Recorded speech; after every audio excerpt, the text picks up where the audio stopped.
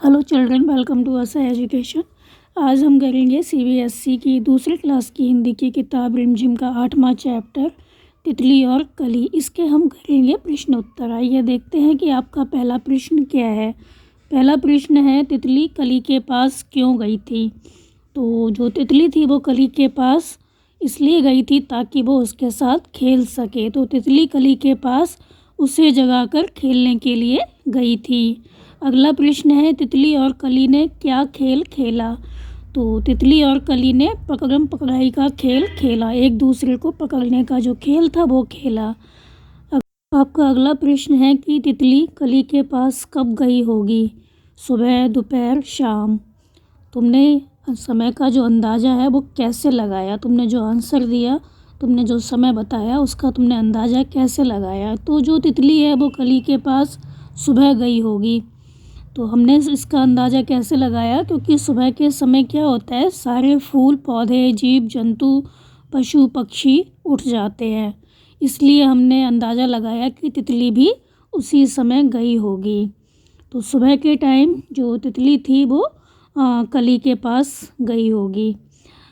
आपका अगला प्रश्न है कि गली गली का मतलब है सारी गलियाँ, कली कली का मतलब है सारी कलियाँ। इसी तरह यहाँ पर जो शब्द दिए गए हैं उनका आपको वाक्यों में प्रयोग करना है।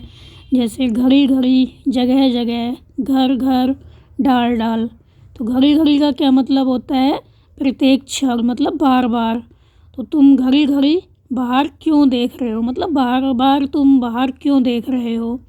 जगह जगह, जगह जगह माने इधर उधर, हर जगह पर। तो लोग जगह जगह थूकने से बाज नहीं आते, लोग जगह जगह गंदगी फैलाने से बाज नहीं आते, गंदगी फैला देते हैं। घर घर माने प्रत्येक घर में। तो घर घर में नेताजी के भाषण सुने जाते हैं। तो घर घर में भगवान के भजन सुने जाते हैं। आप कुछ भी लिख सकते हैं इसमें। डाल डाल मतलब प्रत्येक डाल पर।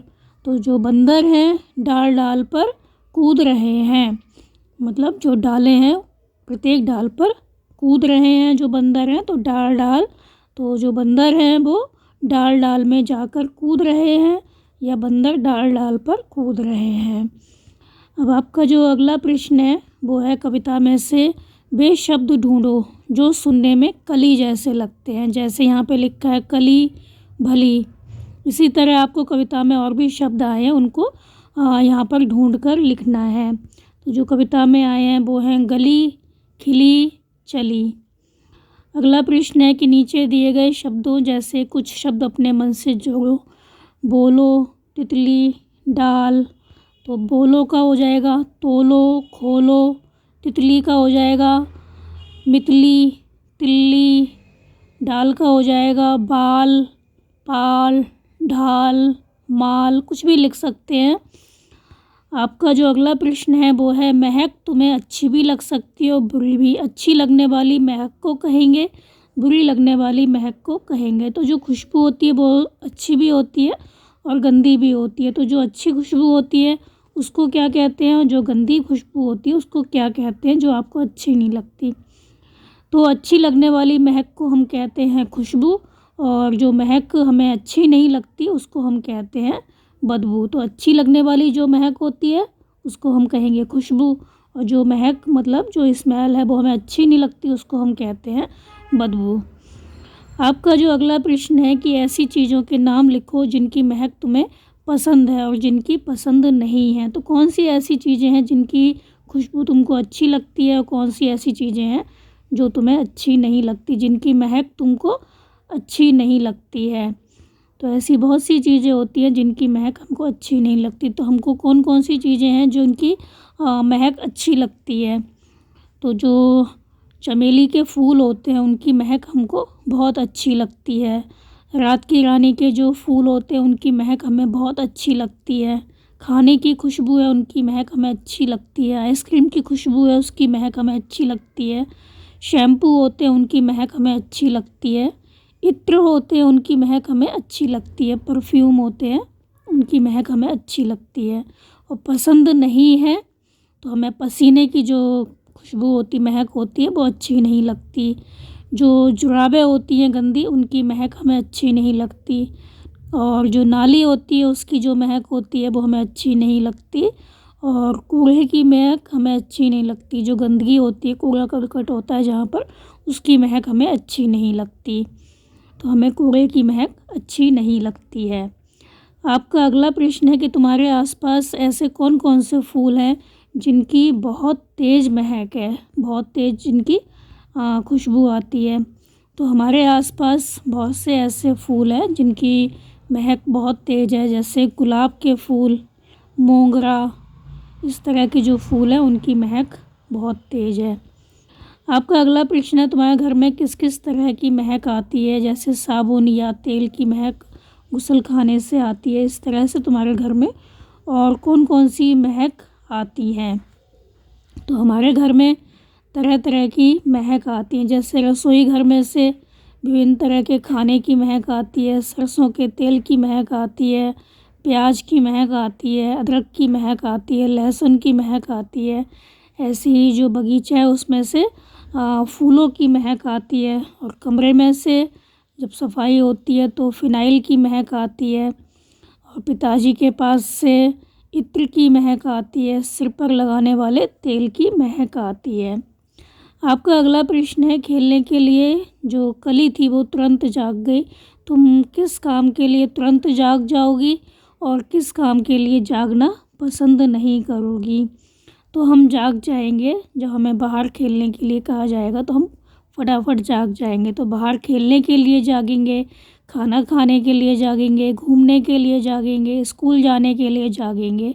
नहीं जागेंगे तो छुट्टी वाला जो दिन होता है उस दिन हम नहीं जागेंगे जल्दी, नहाने के लिए, कुत्ते को घुमाने के लिए। तो इन सब कामों के लिए हम नहीं जागेंगे। छुट्टी वाले दिन हम नहाने के लिए नहीं जागेंगे, कुत्ते को घुमाने के लिए नहीं जागेंगे, सुबह पढ़ने के लिए नहीं जागेंगे।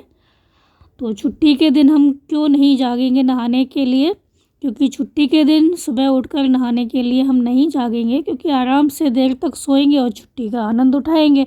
जब उठेंगे तब नहा लेंगे आराम से। कुत्ते को घुमाने के लिए नहीं जागेंगे, क्योंकि कुत्ते को घुमाने के लिए हम रोज़ जाते हैं। जिस दिन छुट्टी होगी उस दिन हम नहीं जागेंगे, क्योंकि कुत्ते को घुमाने के लिए रोज़ ले जाना पड़ता है, तो ये काम हमें अच्छा नहीं लगता। तो इस तरह से हम कुछ काम ऐसे हैं जिनके लिए नहीं जागेंगे और कुछ काम ऐसे हैं जिनके लिए हम फटाफट जाग जाएंगे। पढ़ने के लिए नहीं जागेंगे क्योंकि छुट्टी का दिन है, पूरा दिन हमारा है, हम जब मन करेगा तब उठ जाएंगे और पढ़ लेंगे, हमें स्कूल तो जाना नहीं है। तो छुट्टी के दिन हम आराम से सोएंगे और पढ़ने के लिए नहीं जागेंगे। तो छुट्टी के दिन हम नहाने के लिए, कुत्ते को घुमाने के लिए और पढ़ने के लिए नहीं जागेंगे। का अगला प्रश्न है हरी डाल पर लगी हुई थी नन्ही सुंदर एक कली।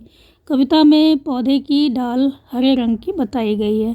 नीचे लिखी चीज़ें किन किन रंगों की हो सकती हैं, जैसे तितली है, बैगन है, पेंसिल है, कुर्ता है, संतरा है, सूरजमुखी, लड्डू, प्याला, साग, मिट्टी। ये किस किस तरह की इनका रंग कौन कौन सा होता है।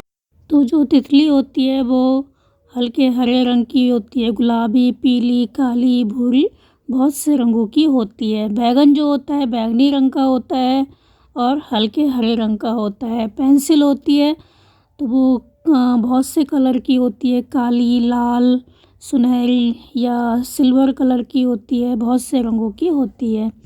और जो कुर्ता होता है वो सफ़ेद, लाल, पीला, हरा, नीला, बहुत से रंग का होता है। संतरा होता है वो संतरी रंग का होता है।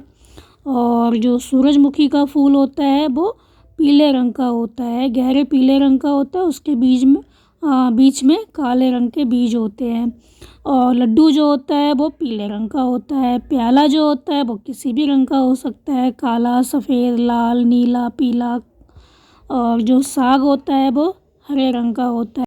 और जो मिट्टी होती है वो भूरे रंग की, लाल, स्लेटी, पीली, बहुत से रंग की होती है। तो यहाँ पे हमारा जो चैप्टर है बच्चों वो ख़त्म हो गया। आप इसको अच्छे से समझ कर याद कर लीजिए और हमारे चैनल असह एजुकेशन को लाइक कीजिए, सब्सक्राइब कीजिए और अपने दोस्तों में शेयर करना मत भूलिए। Thank you.